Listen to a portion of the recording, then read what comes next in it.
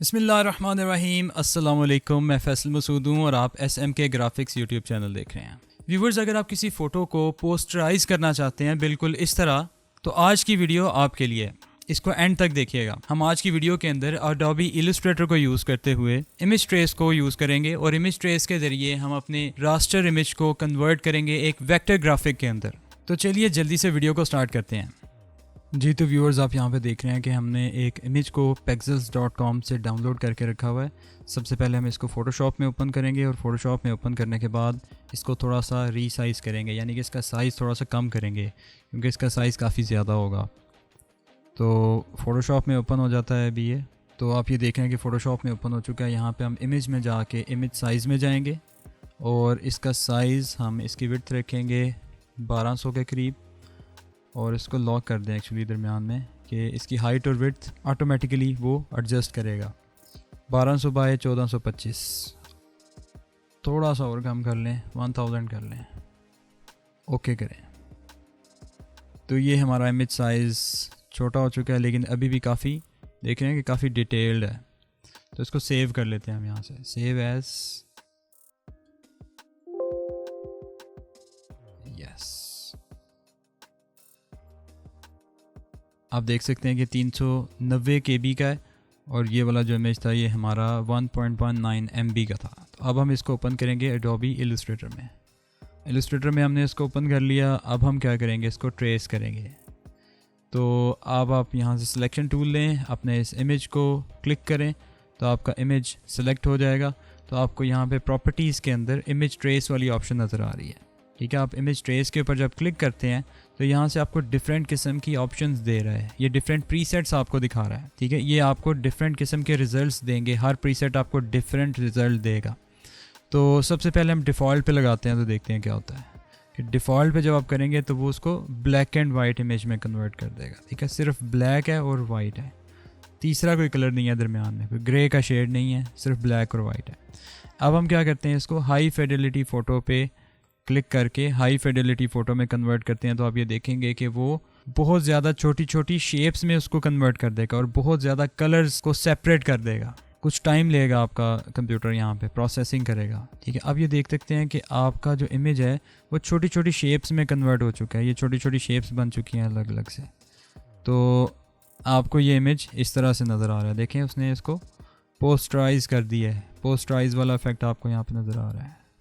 अब हम इसको चेंज करते हैं, हम इसको करते हैं लो फिडेलिटी। लो फिडेलिटी में कलर्स की रेंज कम रखेगा। तो अब वो ज़्यादा शेप्स बनाने की बजाय थोड़ी शेप्स बनाएगा और आपके इमेज में डिटेल्स को थोड़ा कम कर देगा। तो आपको इस तरह से इफ़ेक्ट नज़र आ रहा है। ठीक है, तो वो इफ़ेक्ट थोड़ा सा ज़्यादा नज़र आना शुरू हो गया अब आपको यहाँ पे। ठीक है, इसी तरह हम तीसरा प्रीसेट लगाते हैं 3 कलर्स। अब वो सिर्फ 3 कलर्स के अंदर आपके इमेज को कन्वर्ट करेगा, 3 कलर्स में। तो अप्लाई करके देखते हैं क्या रिज़ल्ट आता है। ये देखें, उसने सिर्फ 3 कलर इसमें दिखाए हैं, 1 2 3। नेक्स्ट ऑप्शन पे आ जाएं, 6 कलर्स, 6 कलर्स में कन्वर्ट करेगा। ठीक है, अब ये देख रहे हैं, डिटेल्स आप चेक कर सकते हैं। नेक्स्ट आ जाएं 16 कलर्स, 16 कलर्स अप्लाई करेगा। ठीक है, काफ़ी अच्छा इफेक्ट है। एक बात आपने याद रखनी है कि जब आप ये प्रीसेट्स अप्लाई करेंगे तो इसका आपको रिज़ल्ट आपके इमेज के हिसाब से मुख्तलिफ मिलेगा। हर इमेज में आपको इसका रिज़ल्ट डिफरेंट नज़र आएगा, उस इमेज के हिसाब से आपको नज़र आएगा। तो आपने इन तमाम ऑप्शंस को अप्लाई करके देखना है। आपको पहले आइडिया होना चाहिए कि कौन सी ऑप्शन आपको क्या रिज़ल्ट देगी और उसके मुताबिक आप इसको अप्लाई करके देखेंगे तो आपको डिफरेंट रिज़ल्ट्स मिलेंगे। आप अपनी मर्ज़ी की ऑप्शन को यहाँ से सिलेक्ट कर सकते हैं। शेड्स ऑफ ग्रे, आप सिर्फ ग्रे के शेड्स आ रहे हैं, ब्लैक कलर आ रहा है, वाइट कलर आ रहा है। देख रहे हैं, बहुत अच्छा इफेक्ट उसने अप्लाई किया है यहाँ पे। उसके बाद आ जाए आप ब्लैक एंड वाइट लोगो। ठीक है, ये आपका डिफ़ॉल्ट वाला जो ऑप्शन थी पहली उसी तरह दिखा रहा है। स्केच्ड आर्ट, ठीक है, स्केच्ड आर्ट में कन्वर्ट करेगा।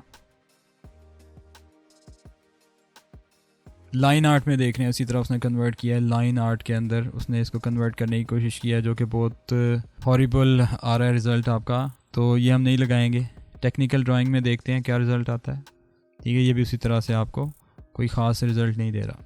तो अगर आपको मज़ीद ऑप्शंस चाहिए तो आपके पास यहाँ पे इमेज ट्रेस पैनल है, यहाँ से आप उसको ओपन कर सकते हैं या विंडो में जाके आप इमेज ट्रेस पैनल को यहाँ से ओपन कर सकते हैं और इसमें आपको मज़ीद ऑप्शंस मिलती हैं।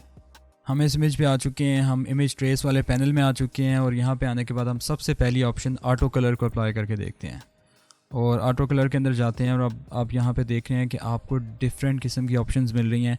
अब आप इसको मज़ीद डिटेल में जाके एडिट कर सकते हैं और ज़्यादा ऑप्शंस को एक्सप्लोर कर सकते हैं यहाँ पे।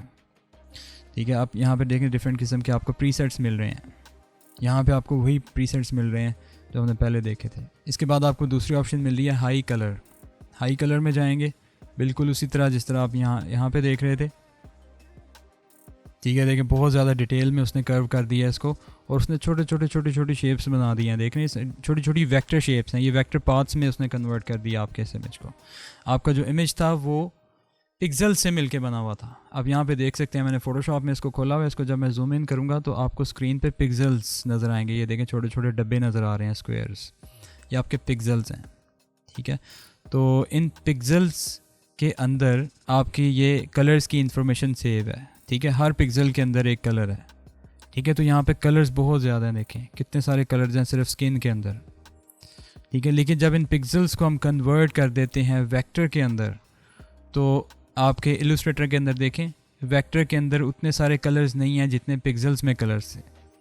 तो इसीलिए ज़्यादातर जो इमेजेस होते हैं आपके, जो आप कैमरा से, डिजिटल कैमरा से या किसी मोबाइल फ़ोन से खींचते हैं, वो आपके पिक्सल्स में होते हैं क्योंकि उसमें ज़्यादा कलर्स को सेव किया जा सकता है। तो वेक्टर के अंदर ज़्यादा कलर्स नहीं आते, ये इसका ड्रॉबैक है। तो जब आप इन ऑप्शंस पे आ जाते हैं तो आपको यहाँ पे एडवांस्ड ऑप्शंस मिल रही हैं। ठीक है, और आपको यहाँ पे कलर्स वाला स्लाइडर भी मिल रहा है। आप इसको कम या ज़्यादा करेंगे तो आपको डिफरेंट रिजल्ट्स देगा वो।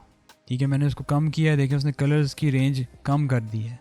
मैं 3 पे ले आया हूँ तो वो 3 कलर्स मुझे अप्लाई करके दे रहा है और हम इसको अप टू 30 कलर्स तक बढ़ा सकते हैं। अब यहाँ पे आपको पाथ की ऑप्शन मिल रही है। पाथ को आप हाई करेंगे तो आप यहाँ पे देख सकते हैं कि उसने पाथ्स को बड़ा प्रिसाइज कर दिया है। इसको लो कर देंगे तो आप ज़रा देखें क्या डिफरेंस आता है आपके पाथ के ऊपर।